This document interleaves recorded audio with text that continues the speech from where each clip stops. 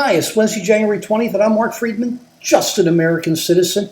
Hot as can be out, that's all you read about. But in the Mid-Atlantic, it's been green. We've had a lot of rain. It's these last couple of years has almost been perfect in this area here. So it's, wow, I'm not complaining, but it is hot. No notes, no sense, and please subscribe. We're going to talk today about, it's really sad, how the United States Secret Service secretly got rid of all their text messages so that there was only one left on January 5th and January 6th, the day of the insurrection. Wonder if Trump had something to do with that or some of the Trumpers. Before we begin, Elton John's first album, I Went In Deep, Empty Sky. Didn't have this. I was really just, I look at all my old stuff. I can't believe I was really listening to this stuff early.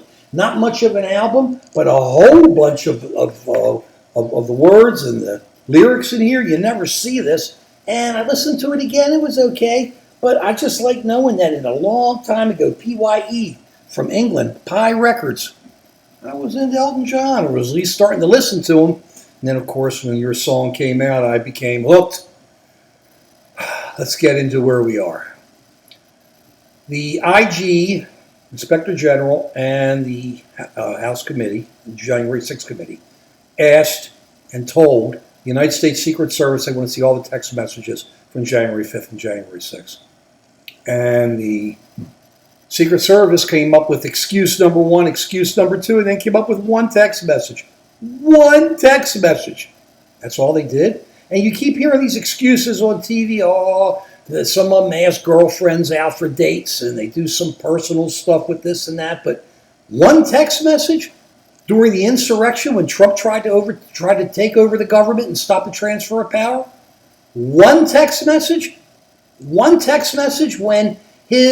a guy who worked for him was his number one Secret Service agent. He took him over and put him into his administration. That's not the way it's supposed to work. The Secret Service is supposed to work for the United States of America, not for Donald Trump. You don't just move people in and out like Trump tried to do and then just try to run up to the Capitol, though I still believe that he's a coward, and the last thing he would have done was gone up there if he saw he had a chance. They said, okay, Mr. President, let's go. He would have found some excuse. He would have pulled a muscle or something. This is a coward. He's not just a traitor. He's not just an insurrectionist. He's not just a liar. He's not just garbage. He's a coward.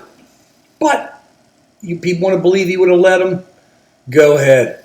But he was definitely getting people worked up to go. And now, so everybody wants to see all these text messages. So what happens? They're all gone.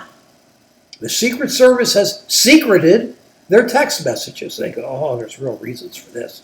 How can there be real reasons? Impossible. They can always come in and find what's in your telephone, right? How come we can't find out what's in their telephones? What are they hiding? It's one of two things. It's either they're incredibly grossly negligent, and if they are, the United States Secret Service, they better fire all of them and start over again to protect the president. Or two, it was on purpose. There's no middle road here. I think it was on purpose. I don't know.